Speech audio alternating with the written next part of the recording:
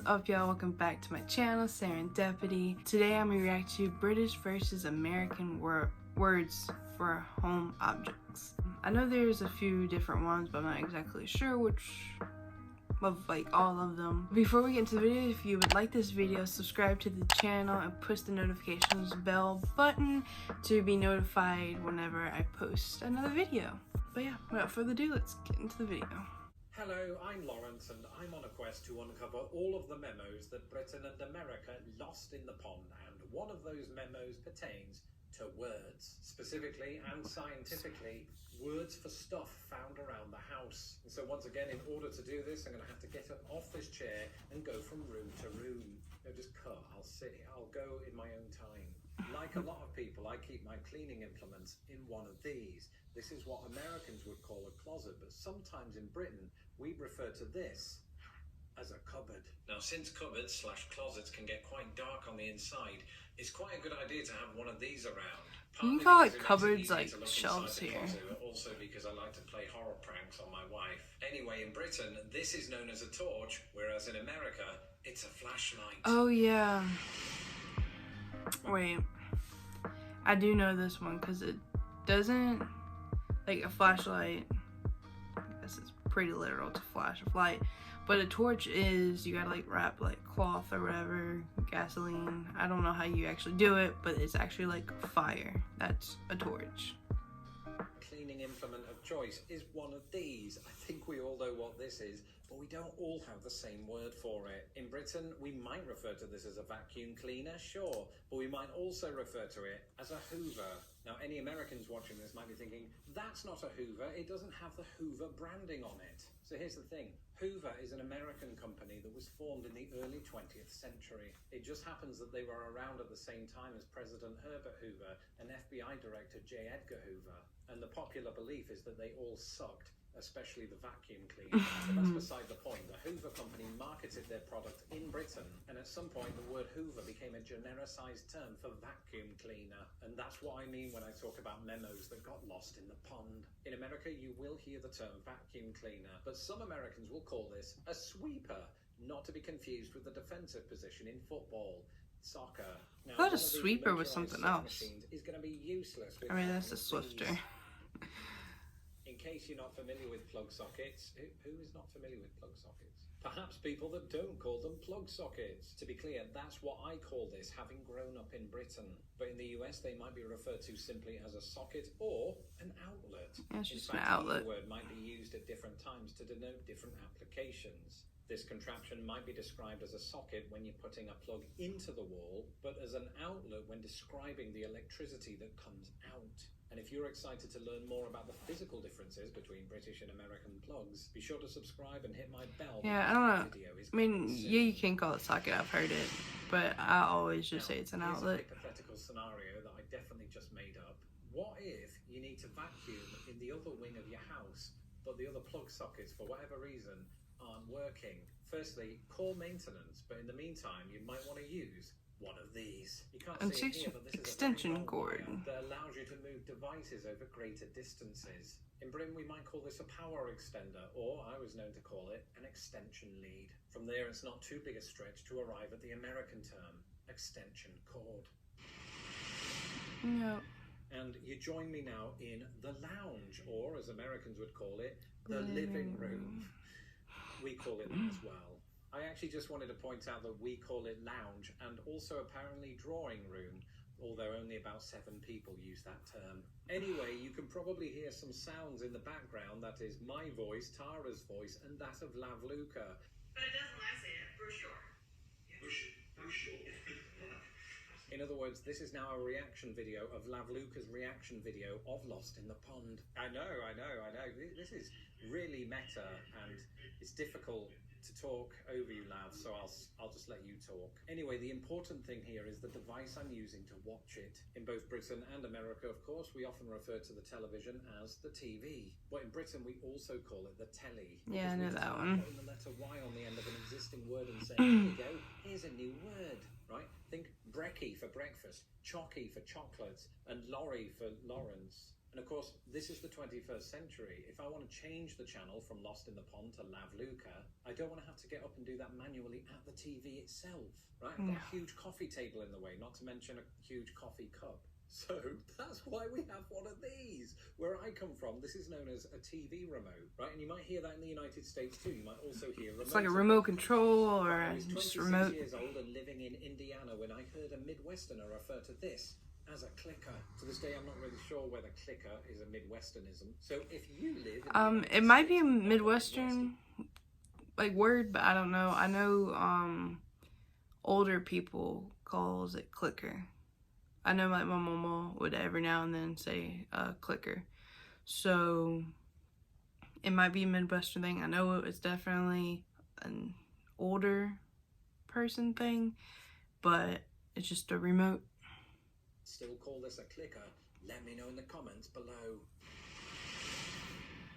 The first word difference to note about a kitchen is possibly the stove. That's the word that Americans perhaps use most commonly to describe the entire unit. In Britain, to describe the exact same thing, we might also use stove, perhaps even oven.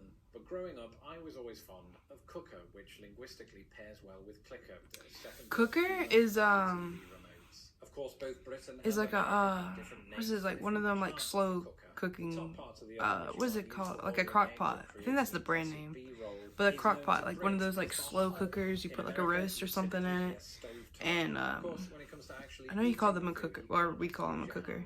Unless you're American, sometimes you're gonna need a knife and fork. And don't get me wrong, it's not those words that differ, but the collective term we use to describe them. Utensils. These would be described as cutlery, Or silverware. I like to say cutlery because I'm not human. In America, the collective term for the exact same objects is silverware, or more specifically, flatware, because I don't really know why. A spoon doesn't look particularly I don't know about flatware. I've never heard flatware. Silverware, I've also heard you can call it utensils, but somebody's got to do it. Come here, cat. Dishes. Where you going? But this part in the process comes with quite a few word differences. Firstly, you've got what the British would call washing up liquid. In America, it's dish soap, or as Dawn is trying to push on us, dishwashing liquid. yeah, it's just dish soap, or sometimes you say Dawn. Which, in Britain, comes out of a tap. A common synonym of this in the United States faucet. is faucet. And then you dry everything. I mean, we off call with it what tap the water. British would call a It's tea tap towel, water, and but Americans it's a dish towel. the actual Looks like a really handle, terrifying like the actual bucket. thing is a Why are you faucet. shaking? Oh, that's me. I'm doing that. Well, here we are again, you and me in my bathroom, except I'm the only one who's actually here and you're just watching, which is worse. All that to say, I'm going to keep this brief. Now, have you ever used one of these? It's not a pair of underwear. It is, in fact, a piece of fabric. It's a with which you washcloth. wash your body. Now, for the sake of time, and because the FCC said that I couldn't do this, I'm not going to show it in action. I'm just here to tell you that in Britain, we call this a flannel. In America, it's often referred to as a washcloth or a face cloth. Ironically, it looks like a puppet without a face. As with the kitchen, the same applies here. We have I'm sure a flannel is like one of those long checkered type shirts. A washcloth, but if you wanted to go real southern, you call that a rag. I was brought up and that's all I knew was a rag, or you can say face rag.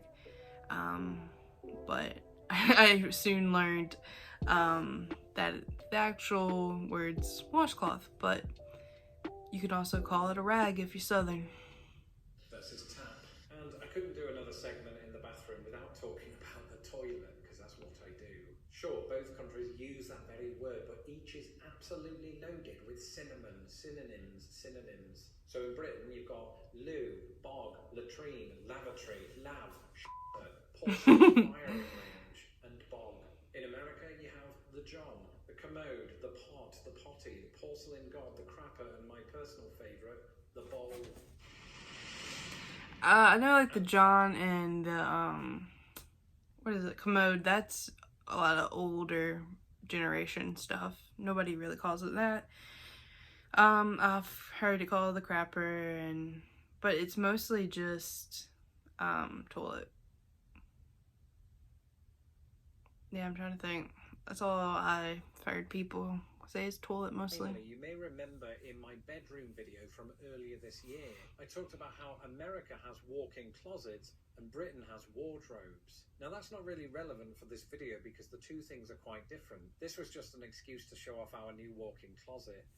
These aren't my dresses, by the way. My dresses are over here. But if you come inside, I do have one last thing to show you, and don't worry, it's not a pair of jorts. Now, I know that this might seem sensationally weird, but in this storage facility behind me, I keep things like my underpants. The drawers are see-through, aren't they? Just pretend that what you see here isn't plastic and rubbish, and just imagine that it is in fact made of mahogany. These are just temporary placeholder drawers that we've had for 4 years. Anyway, the point is, in Britain, I would have called this, or its mahogany equivalent, a chest of drawers. In America, no need for any chests around here, it's just drawers. Or apparently some Americans refer to a chest of drawers as a bureau, which would confuse the British and the French for different reasons. I don't know about that, but a chest of drawers, I thought that was like, I don't even know how to explain it, like one of those like rectangle as like 2 doors you open. That's what I always called chest of drawers. But yeah, it's called drawers, but there's also, I'm trying to think of the other name you can call it. I literally am staring at one right now. Dresser. You can call it like drawers. I guess if you're talking about the drawer, then you can call it drawers. But I call it, man, I lost it again. It's dresser. Yeah, so those, I would call that well, I wouldn't call those plastic things a dresser, but I'll put up a photo here. That's a dresser. At least what I call a dresser. I don't know if I'm wrong on that, but that's just so crazy, just how like certain basic things that we use every day are called different things. And it's not like just that it's like over the UK or whatever, but it's just, you know, north and south of, you know, United States, how everyone can call it different. But yeah, that's all I got for you. Thanks for watching. I hope you enjoyed my video. Like always, there's more to come, and I'll see you in the next one.